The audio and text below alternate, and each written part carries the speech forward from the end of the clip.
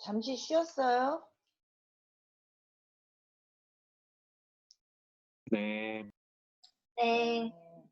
강성관 학생만 들어오면 되는데,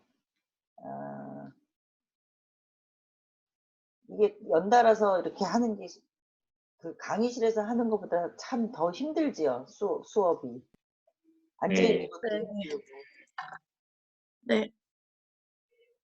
유나 씨 뒤에 계속 왔다 갔다 하시는 분은 가족이세요? 룸메요. 어? 룸메요. 그 룸메는 수업 시간이 아니구나. 네. 어. 근데 굉장히 조심스럽게 왔다 갔다 해서. 네. 네.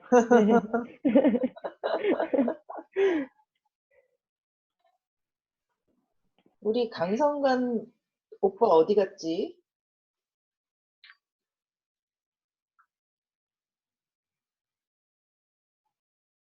일단 오늘은 그 첫째 시간에 그 제가 사례 10개를 그 소개를 해줄 거예요. 그러면 그 10개 중에서 이제 2개를 여러분들이 두 번째 시간, 세 번째 시간에 그 팀별로 논의하면서 우수 사례를 2개를 그 고르시면 돼요.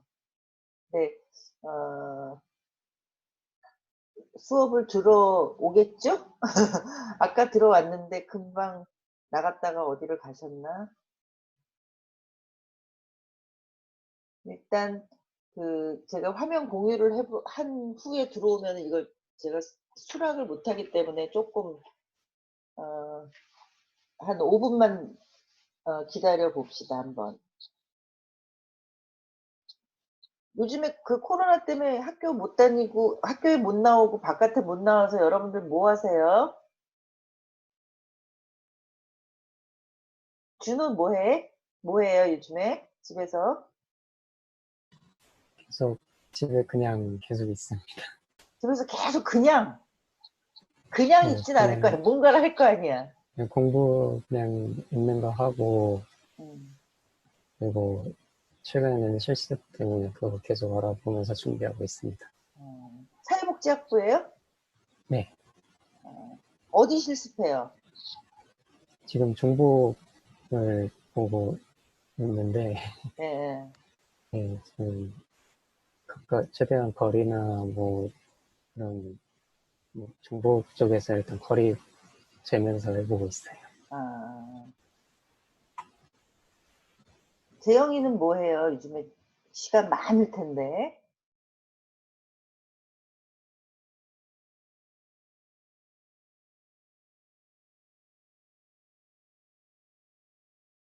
요즘에 코로나로 바깥에 못 나가고 그래서 뭐 하냐고. 주로 어떻게 시간을 보내냐고 물어봤어요. 너무 놀라지만 말고. 내가 재영이한테 국재영한테 질문했는데, 응. 제가 지금 인터넷이 연결이 좀 불안정해가지고. 요즘에 뭐 하고 보내요? 시간을? 많은 시간을? 저도 집에 있으면서 좀 과제도 하고 이것저것 찾아보기도 하고 알바도 가고 그렇게 지내고 있어요. 알바는 뭐 코로나가 위험한 데는 아니에요? 제가 그 청소년 관련 기관에서 일하고 있는데 저희 아. 휴관 중이어가지고 애들이 안 와서 안전해요. 애들이 안 와서? 참, 우리가 이렇게 그 집에서 많은 시간을 보낼 기회가 거의 별로 없는데 요즘에 이런 기회가 왔고 또 앞으로도 또 이런 게 이제 그 뭐 줄어든다는 보장이 없기 때문에 이제 나름대로 이런 시간들을 잘 보내는 연습을 잘 해야 돼요. 자, 그러면 다 들어왔으니까 아까 얘기한 대로 오늘 첫째 시간에는 제가 10개의 사례를 설명을 할 거예요. 그 중에서 이제 그 조별 토론 하시면서 우수 사례 2개를 선정하시면 되는데요. 3조가 2명밖에 없어서 제가 거의 3조에 있을 거예요. 그 팀별 토론할 때는.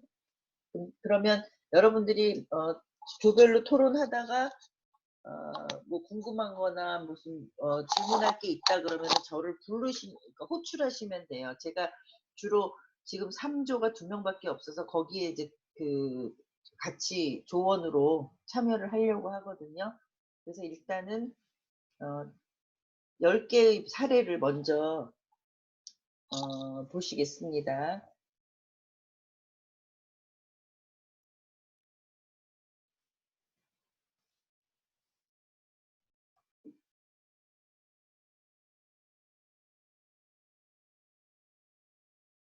잘 보이시나요?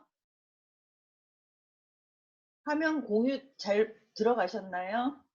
네, 보여요. 네. 우리가 여태까지 40개의 사례를 봤어요. 41번째 사례는 두산중공업이 하는 두산 봉사의 날이라는 제목의 그 사회공헌 활동이에요. 근데 아쉽게도 두산중공업이 이제 곧 문을 닫을지도 모르기 때문에 이 사업도 역사 속으로 들어가지 않을까라는 생각이 듭니다. 여러분들 잘 아시다시피 두산중공업이 그 원전 사업이 메인으로 했었던 사업인데 지금 정부에서 이제 원전을 중단했기 때문에 그 두산중공업의 사업이 중지가 된 거죠. 그래서 지난번에도 얘기했듯이 기업 사회공헌 활동은 기업이 없어지면 의미가 없어지는 거예요. 그래서 기업이 뭐 어제까지 그 잘 성장을 하고 발전했던 기업이 하루아침에 이제 그 문을 닫는 그런 일들이 먼저 비일비재하지요. 두산중공업은 전략적인 어떤 그 사회공헌 활동을 하겠다라고 그 사회공헌 활동을 하면서는 이제 선언을 했어요. 그래서 비즈니스 오리엔티드 이게 이제 지난 시간에 얘기한 업의 개념이에요. 그러니까 비즈니스 두산중공업이 하고 있는 비즈니스에 적합한 그런 어떤 사업을 찾겠다라는 거고요. 또 커뮤니티 베이스, 커뮤니티 포커스라고 되어 있는데 커뮤니티 베이스적인 어떤 사회공헌을 하겠다 이런 두 가지 원칙을 갖고 있대요. 그러니까 커뮤니티 베이스라는 건 두산중공업이 소재하고 있는 지역을 얘기를 하는 거겠죠. 그래서 그런 지역에서 우리는 주로 사회공헌 활동을 하겠다. 그래서 이제 그 봉사의 날을 정해가지고 임직원 자원봉사 활동을 주로 해서 이제 하는 어떤 사회공헌 활동인데 두산중공업이 이제 원전 사업을 하다 보니까 해외 지사들이 이제 있는 거죠. 자회사들이. 그래서 그런 해외에 있는 자회사들도 같이 참여하는 사회공헌 활동입니다. 두산중공업이 이제 2020년에 글로벌 사회 책임 경영 선도 기업을 하겠다라고 이제 발표를 했는데 올해가 20년이죠. 그 선도 기업이 되는 게 아니라 역사 속으로 사라지는 기업이 될지도 모른다는 걱정이 됩니다.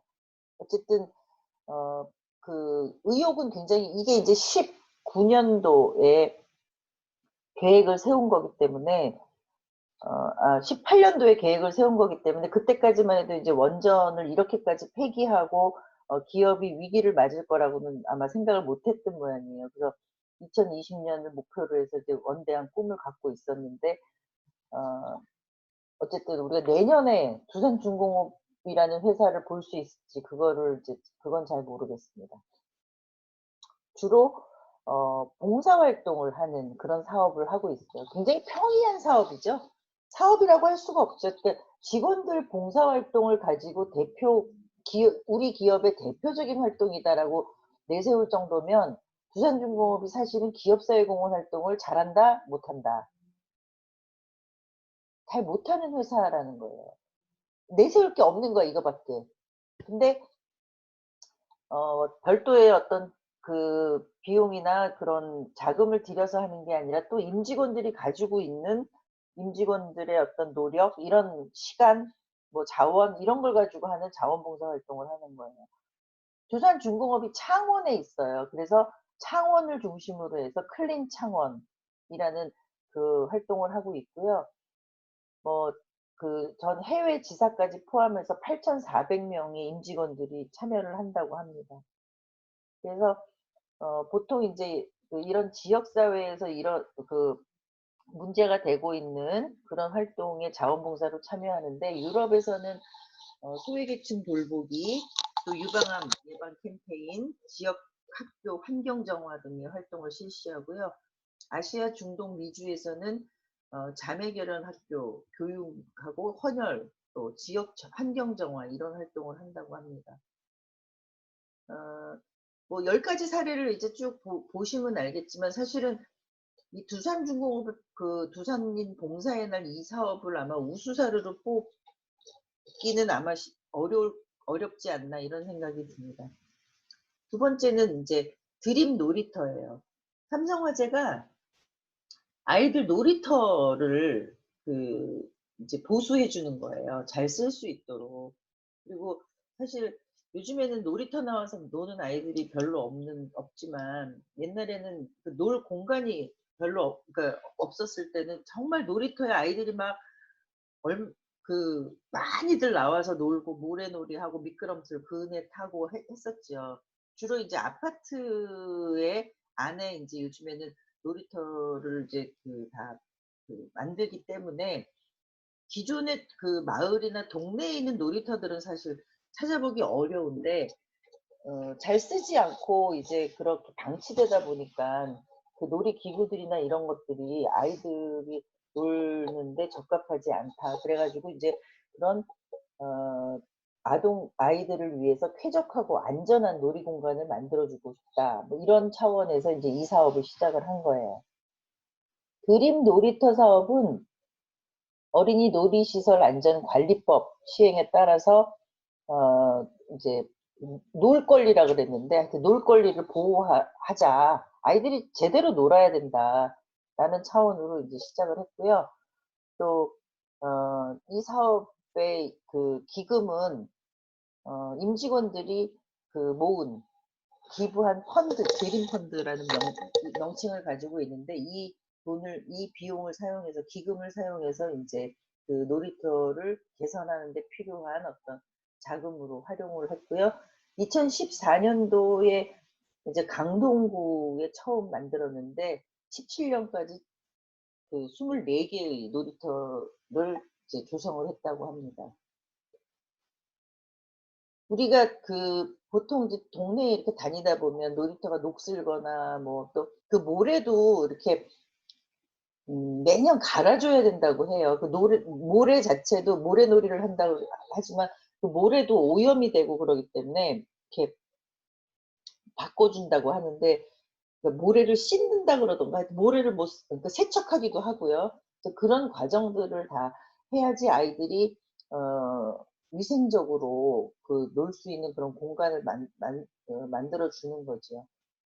보통 이제 뭐 요즘 같으면은 황사니 뭐 미세먼지, 더군다나 이제 코로나 같은 이런 데는 아이들이 바깥에 나와서 놀질 않기 때문에 놀이터가 방치되어 있는 경우가 굉장히 많은데, 이럴 때일수록 더 관리를 좀 해서 아이들이 나와서 놀 수 있는 기회가 됐을 때 좀 잘 놀 수 있도록 만들어 주는 것도 이제 좋은 일이다라고 생각해서 이제 이런 사업을 했고요. 아이들과 미래 재단에서 하고 이제 파트너십을 맺고 있습니다. 아까 얘기한 대로 전국에서 이제 4년 동안에 24개, 그러니까 한 6개 정도씩을 했네요, 1년에. 근데 거기에 이제 여기서 이제 우리가 계량화에 대해서 굉장히 얘기를 많이 하고 있잖아요. 그러다 보니까 이 성과를 숫자로 표현하는 거가 굉장히 신뢰도가 높기 때문에 이제 그런 어떤 습관을 굉장히 많이 이제 권장을 하고 있는데, 여기서 5,545명의 아동들이 이용을 했대요. 그러니까 아마 연인원이죠, 이건. 그래서 5,545명이 뭐 예를 들어서 24개에서 하루에 뭐 몇 명이다 그러면 사실은 하루에 이용한 인원은 그렇게 많지는 않은 거예요. 그렇지만 우리가 어떤 보고서나 이런 걸 성과를 표기할 때 이렇게 숫자 내지는 연인원, 연시간 뭐 이런 걸로 이렇게 합산을 해서 한다 그러면 훨씬 더 성과가 크게 나타날 수도 있고 신뢰성이 높기 때문에 이제 이런 방법으로 이제 성과를 그 표시를 하고 있습니다. 세 번째는 메이크업 유어 라이프예요. 딱 그 제목에서 어떤 기업이 하면 좋을 것 같아요? 메이크업 하면 화장품 생각 안 나나요? 우리 여학생들은 아마 화장품을 머릿속에 떠올렸을 텐데 그래서 아모레가 하는 거예요. 아모레가 오랫동안 했었던 사회공헌 사업인데요. 메이크업 유어 라이프는 암 치료, 처음에 이제 유방암 환자를 대상으로만 이제 사업을 시작했는데 요즘에는 전체 이제 암 환자들, 여성 암 환자들한테 그 치료 과정에서 그 본인의 외모가 바뀌잖아요. 그러니까 뭐 피부가 탈색된다거나 머리가 빠진다던가 또 그 유방암 환자 같은 경우는 어쨌든 자기 신체에 변화가 있다거나 이런 것들을 도와주기 위해서 하는 어떤 사회공헌 사업이에요. 보통 이제 그 여성 암 환자들이 그 투병하는 과정에서 이제 심적 고통이나 우울증도 이제 오잖아요. 그리고 갑자기 어느 날 이제 암 치료를 받다가 머리가 빠진다던가 이랬을 때 그 상실감 이런 것들이 이제 있기 때문에 그런 부분들을 이제 그 그야말로 메이크업을 해줘서 또 새로운 삶을 살 수 있도록 돕는다 이런 차원으로 이제 하는 사업이고요. 이 사업은 그 암센터, 그러니까 삼성서울병원 암센터에서 이제 그 뭐 발표한 연구 자료를 토대로 근거로 해서 이제 사업을 시작을 했는데 유방암 환자 중에 70%네요. 69.5%가 탈모, 또 그다음에 유방에 대한 상실감, 또 피부 변화 이런 것들을 가지고 굉장히 우울해하고 고민을 한다는 것이죠. 그래서 이런 변화에 대해서 지원해주는, 그래서 여성성을 회복시켜주는 그런 어떤 사업을 하고 있습니다. 지금 2008년부터 이제 이 사업이 시작이 됐고요. 또 캠페인도 같이 하고 있습니다. 그래서 또 그 환자들이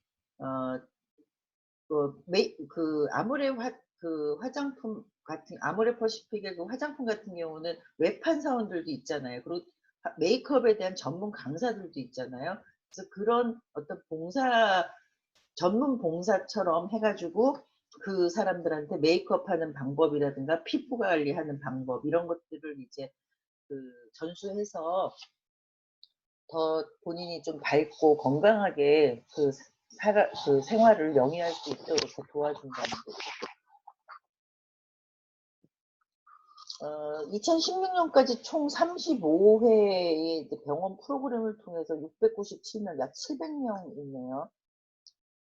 이 아모레 퍼시픽의 직원 카운셀러가 1049명의 암 환자를 만나서 이제 캠페인을 진행을 했고요.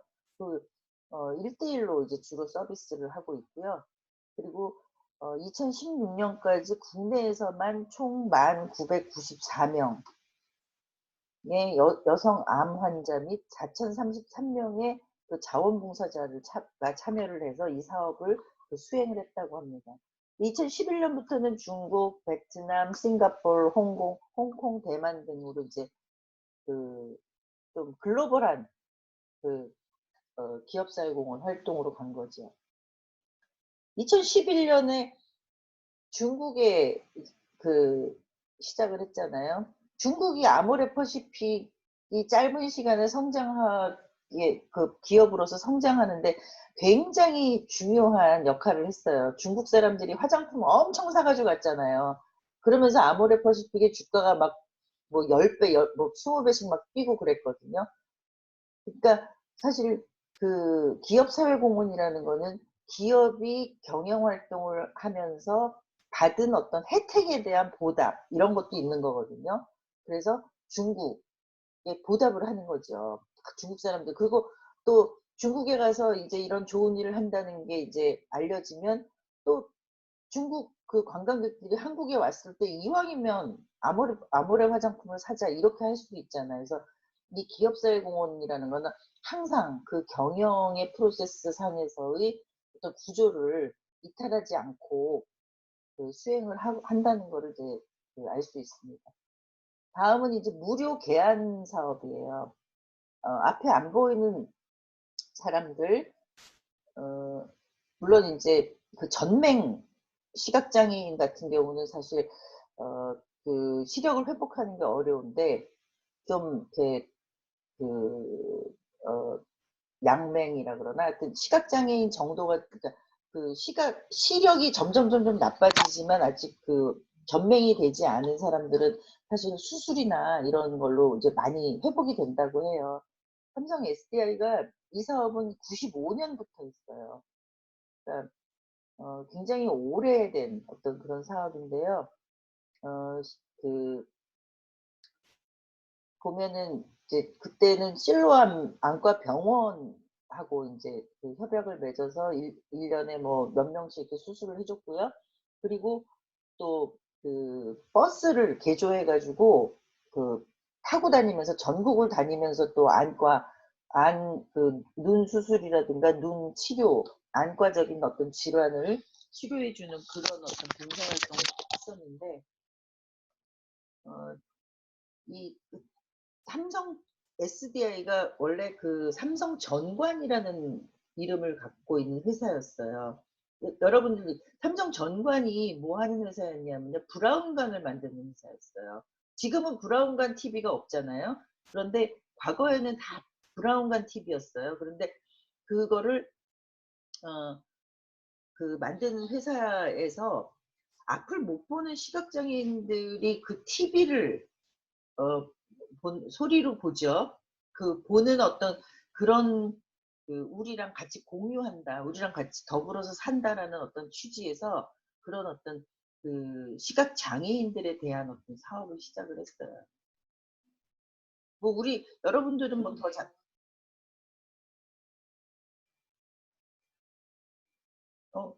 이게 뭐지? 왜 뭐가 이렇게 그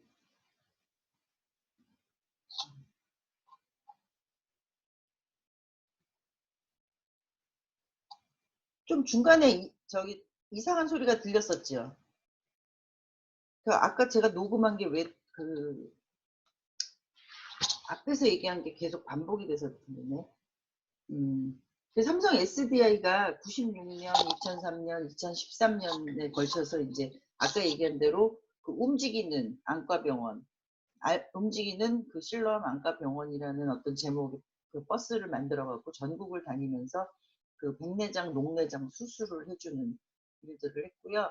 2006년부터는 중국에서 연 1회 개안 수술 사업을 이제 개시를 했습니다.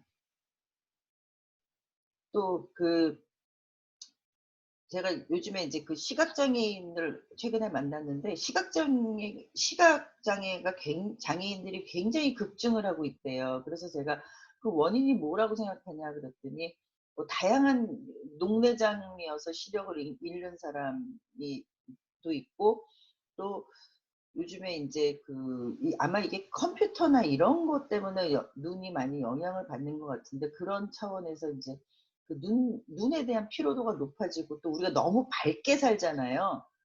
그 밤인데도 막 그 네온사인이나 그 주변에 빛들이 너무 많으니까 밝게 살잖아요. 그러니까 이게 사실은 눈한테는 이제 굉장히 피곤하게 하는 거여서 점점 이제 그 양반이 이제 시각장애인 연합회 일을 하고 있는데 그 시각장애인들의 숫자가 참 많이 늘어나고 있어서 걱정이다라고 얘기를 하더라고요. 그래서 그걸 예방하는 거에 대한 방법을 좀 같이 좀 논의를 했으면 좋겠다. 그래서 이제 몇몇 사람들이 모여서 이제 얘기를 한 적이 있는데 여러분들도 그러니까 우리가 뭐 컴퓨터를 보든 뭐 책을 보든 하여튼 4, 50분에 한 번은 쉬어줘야 된다는 거예요.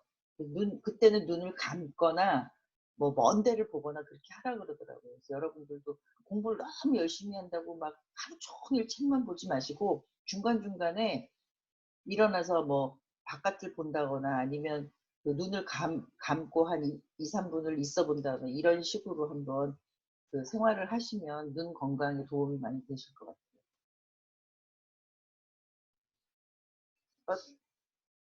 계속 그 반복이 돼서 나오는.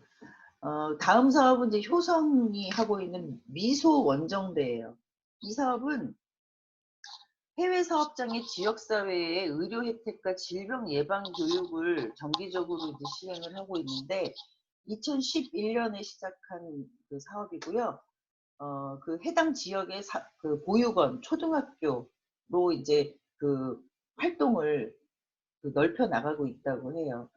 이게 이제 효성이 이제 진출해 있는 어떤 해외 사업장의 그 어떤 상생, 같이 뭐 함께 더불어 산다 이런 어떤 차원으로 출발을 했고요.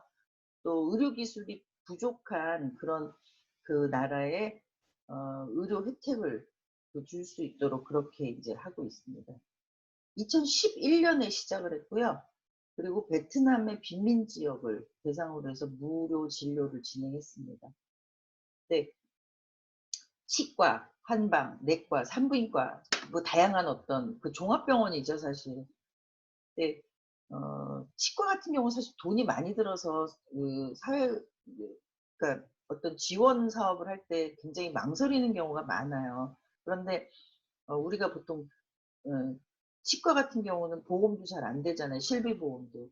근데 이제 사람들이 돈이 많이 들기 때문에 특히 그 빈민 지역 같은 경우는 치과 치료가 굉장히 중요하다는 거죠. 우리도 뭐 이렇게 그 취약계층이라던가 뭐 예를 들면 노숙인이다 이런 사람들 치과 진료를 해주면 삶의 질이 완전히 달라지거든요. 그래서 그런 차원으로 여기도 치과를 제일 먼저 꼽은 것 같아요.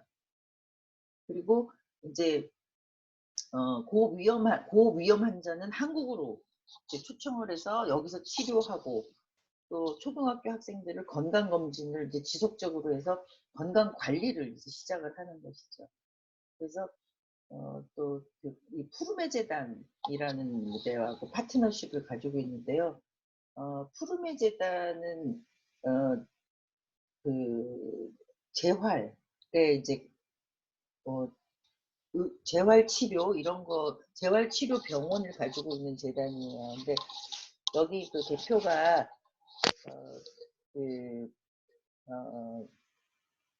저기 신문 기자였어요. 그런데 그 부인이 하고 이제 독일에 그 주재원으로 갔었는데 부인이 큰 교통사고를 당해가지고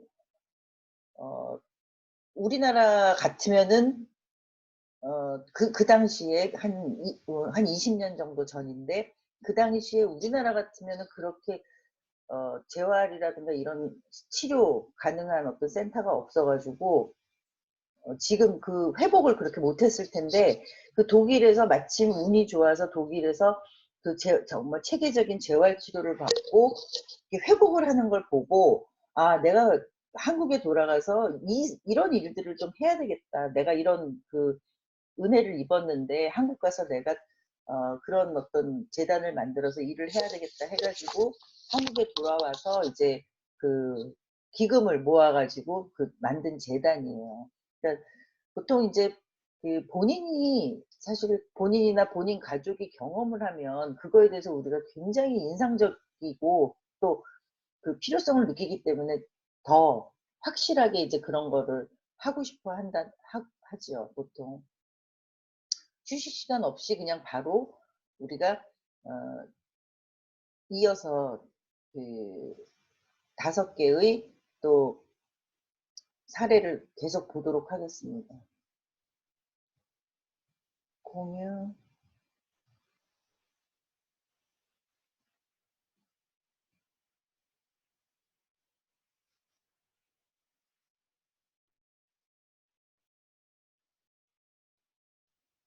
사랑을 전하는 청구서예요. 그러니까 LG U+가 종이로 되어 있는 것들을 그 종이를 안 쓰는 이메일이나 모바일 청구서로 그 절감된 그런 비용을 가지고 저소득 가정의 심장병, 난치병 환자 아동이죠.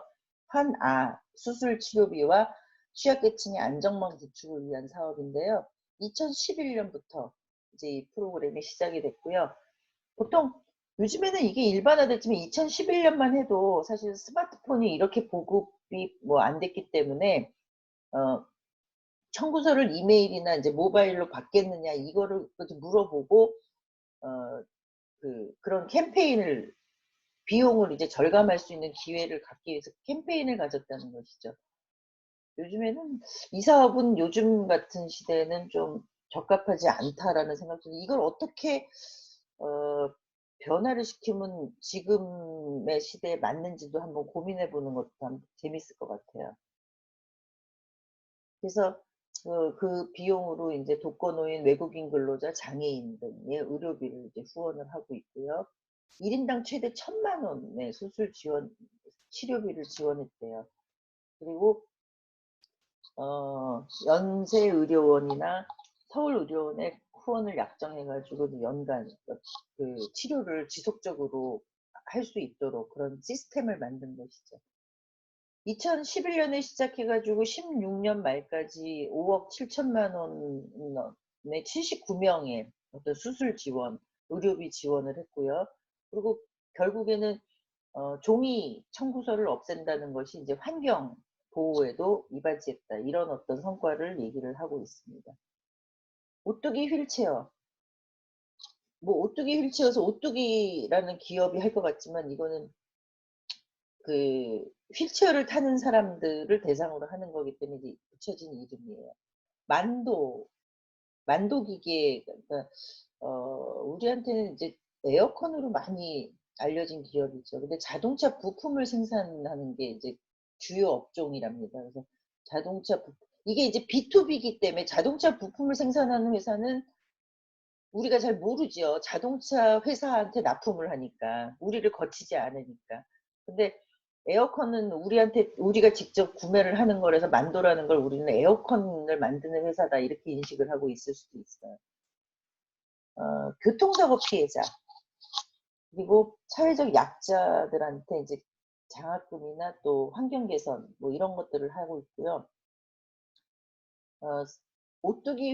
사랑의 오뚜기 휠체어는 오뚜기 기업인이라는 별칭으로 불린대요. 여기 그 만도의 설립자 명예회장이. 그래서 이 회장의 그 기업 정신을 생각한, 제가 지난주에 기업 오너의 어떤 그 생각, 오너가 좋아하는 것들을 기업사회공헌에서 많이 한다 그랬었죠. 그래서 그 기업 정신을 기리기 위해서 이 사업을 시작을 했고요. 2012년에 시작해서 17년에 뭐 매년 이제 수기 공모를 통해서 이제 선정을 하는데 6회까지 이제 진행을 했답니다. 중증 장애인들한테 이제 일반 휠체어나 전동 휠체어나 또 전동 휠체어 배터리 등을 지원하는 그런 사업입니다. 교통안전공단하고 같이 하고 있고요. 1회 때는 휠체어 25대를 이제 지원을 하는 걸 시작을 해가지고 뭐 계속 매년 조금씩 이제 뭐 증가하거나 뭐 필요에 의해서 하고요. 이 전동 휠체어용 배터리가 굉장히 이제 소모가 소모품이라 그러더라고요. 그 장애인들 얘기를 들어보니까. 그래서 이게 굉장히 중요한가 봐요. 전동 휠체어에서. 그래서 그런 걸 필요로 하는 취약계층들한테 그런 그 배터리를 지원하는 그런 사업들을 하고 있습니다. 그리고 또 그 휠체어를 주는 것뿐만 아니라 그 집을 직접 가가지고 휠체어가 다니기 좋은 어떤 환경인지를 보고 주거 환경도 개선하는 그런 자원봉사도 같이 병행을 하고 있습니다. 다음은 이제 상상마당인데요. 이건 KTNG.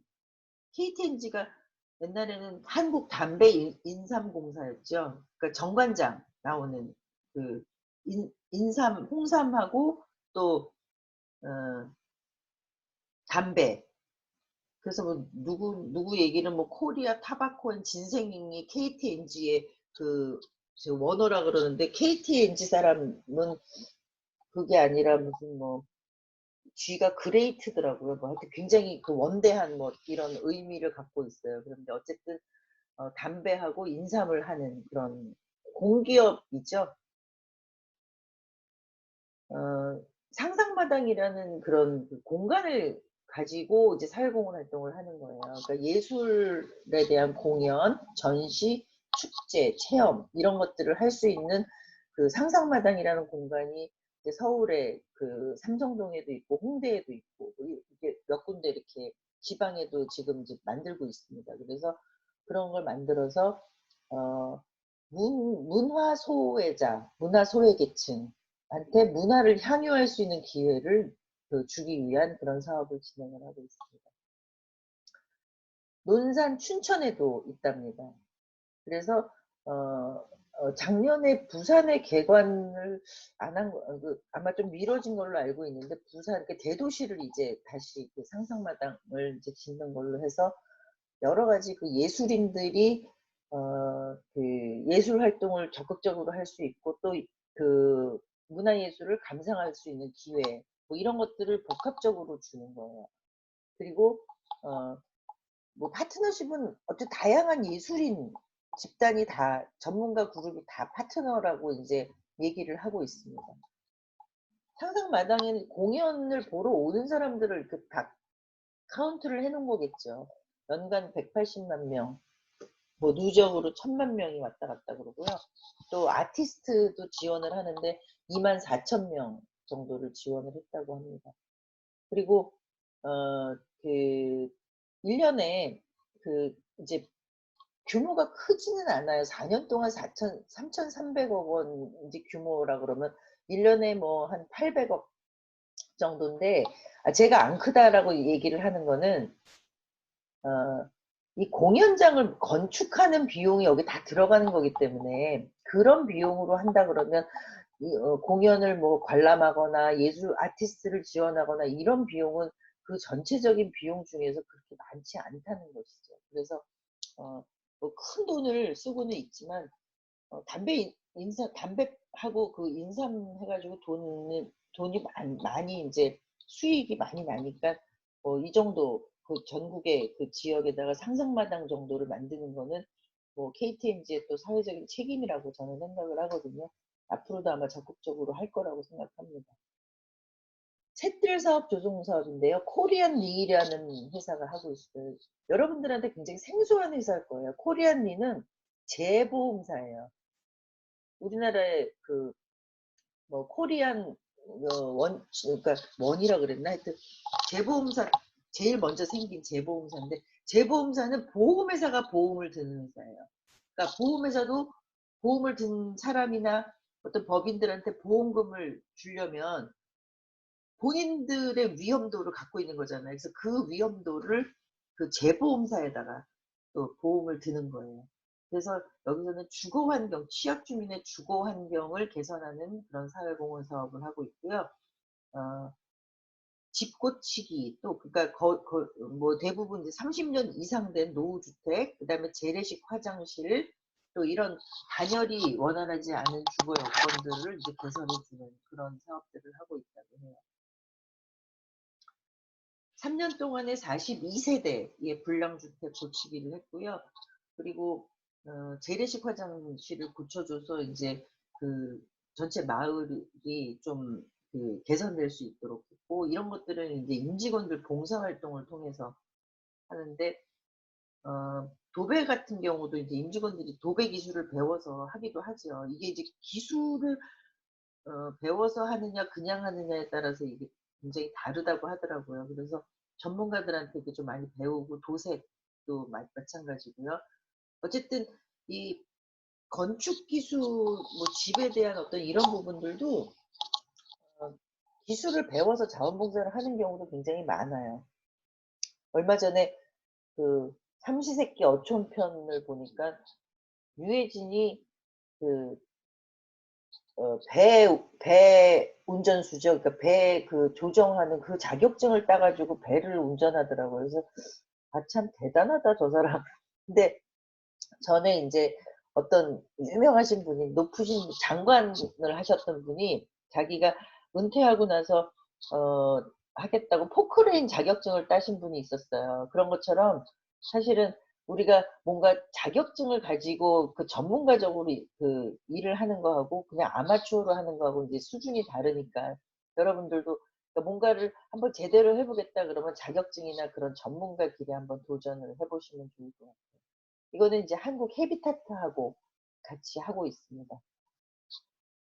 10번째 사례는 이제 소녀 달리다인데요. 현대해상이 하고 있는데 초등학교 3학년부터 6학년 여학생들을 위해서 만들었대요. 그러니까 달리면서 뭔가 그 한다는 제목에서 볼 수 있듯이 뭔가 하여튼 소녀들이 달리면서 뭔가를 하는 거구나. 근데 왜 달리게 하느냐? 뭔가 마음을 건강하게 하고 또 그 본인의 어떤 그 신체적인 균형 또 인성, 사회성 이런 것들을 종합적으로 하기 위한 어떤 프로그램이라고 합니다. 2013년에 시작을 했고요. 미국의 Girl on the Run이라는 어떤 그런 그 프로그램이 있어요. 거기에 그 컨셉을 벤치마킹 한 거래요. 그래서, 스포츠 과학 연구소의 그 연구원들이 같이 참여를 해서 프로그램을 개발하면서 정말 실제적으로 효과가 있고 전문가적인 어떤 접근을 시도를 한 거죠. 그래서 스포츠 교육, 운동 발달, 스포츠 심리, 또 뭐 이런 것들을 다 이제 그 가미한 데다가 또 인성교육, 도덕성, 사회성, 감성 이런 것들을 같이 이제 그 프로그램에 넣어서 전인적인 인재 육성을 하는 커리큘럼으로 구성을 했다고 합니다. 그 체력을 달리기를 계속 한다는 건 어쨌든 그 체력을 길러주고 건강한 어떤 신체 조건을 만들어주는데 가장 기본적인 것이겠죠. 보통 우리가 취약계층의 아동들이 비만이 높아요. 비만율이. 근데 뭐 잘 먹어서 그럴까? 그건 아니고요. 어쨌든 어, 그 영양을 골고루 섭취하지 못하는 균형 잡힌 그 식생활을 못하는 데다가 또 이렇게 패스트푸드, 그러니까 라면 뭐 이런 걸 많이 먹게 되잖아요. 햄버거. 그러다 보니까 이제 비만율이 높다고 하거든요. 그래서 이제 이런 달리기를 한다거나 뭐 이거 신체적인 어떤 발달을 통해서 자신의 어떤 자존감, 가치관을 회복할 수 있도록 이제 그 지원을 해주는 거죠. 현재까지 서울과 수도권에서 그 7,800명이나 참석을 했대요. 그래서 이게 축제처럼 이 행사를 하는 거예요. 그리고 그 아이들을 계속 팔로우해서 심리적인 측면까지 그 지원을 하는 어떤 이런 사업들이 진행이 되고 있습니다. 그래서 오늘 우리가 그 살펴본 10가지 그 사례를 통해서 여러분들이 여기서 이제 2개 우수 사례를 그 뽑아서 그 다음 시간에 이제 2시간 동안 조별로 그 정리를 한 후에 다음 주 그 수업에서 발표를 해서 서로 공유하는 걸로 그렇게 하겠습니다. 그리고 6월 11일 날 수업은 우리가 6월 4일 날은 그 전문가 인터뷰를 같이 하는 걸로 돼 있고요. 6월 11일 날 수업은 제가 다른 학회에 참여를 하게 돼가지고 사이버로 입력을 해놓고 여러분들이 그 기존에 했었던 방식으로 그 사이버를 통해서 그 우수 사례를 정리하는 그런 시간을 그렇게 수업을 진행할 거거든요. 그러니까 6월 11일 날은 그 사이버 수업으로 줌 수업이 아니고 사이버 수업으로 다시 하는 거 제가 그 임박해서 다시 한번 안내를 드리겠습니다. 그러면은 잠깐 쉬었다가 다음 시간에는 여러분들이 그 각각 그 팀별로 논의하는 그런 2시간 동안 그렇게 이제 진행을 하는 걸로 하겠습니다. 잠시 10분 동안 그 휴식 시간을 가지세요.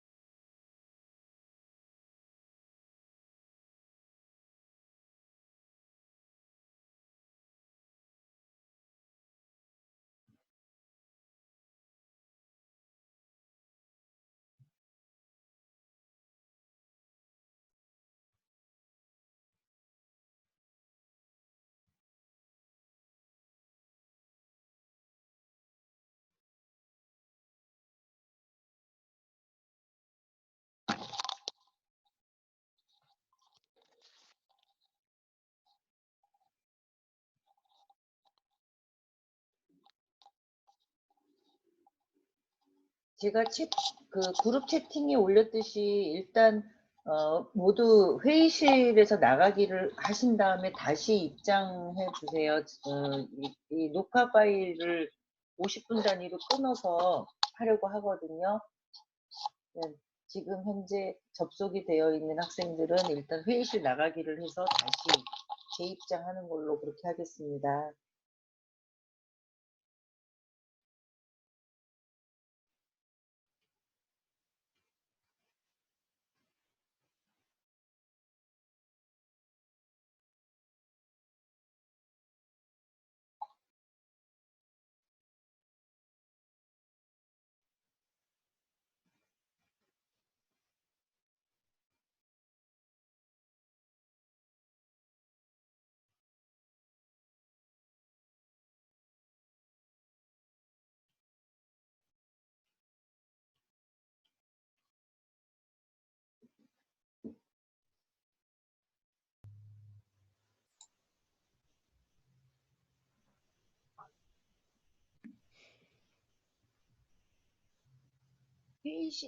회의실에서 나가기를 하신 다음에 다시 입장을 해주세요. 제가 이거 녹화를 중지한 다음에 다시 로그인을 하려고 하거든요.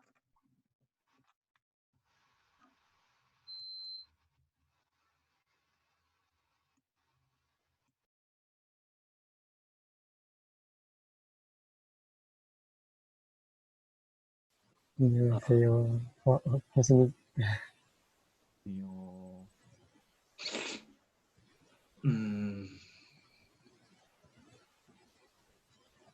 무슨 교수님 얘기를 마이크 꺼져 있습니다. 주신이 더 마이크 꺼져 있어. 지금 회의실 나가기를 한 다음에 다시 들어와 주세요. 지금 녹화하는 거를 중지하고 다시 접속을 하려고 하니까 일단은 아, 다시 나가셨다가 4시 5분에 다시 접속하는 걸로 하겠습니다.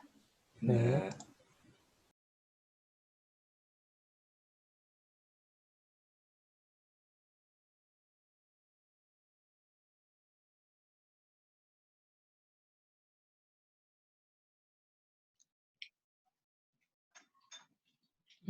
교수님 음소거 돼 있어요. 교수님 소리가 안 들려요.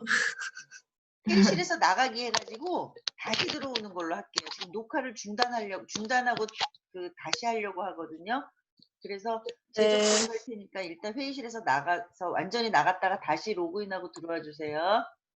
네.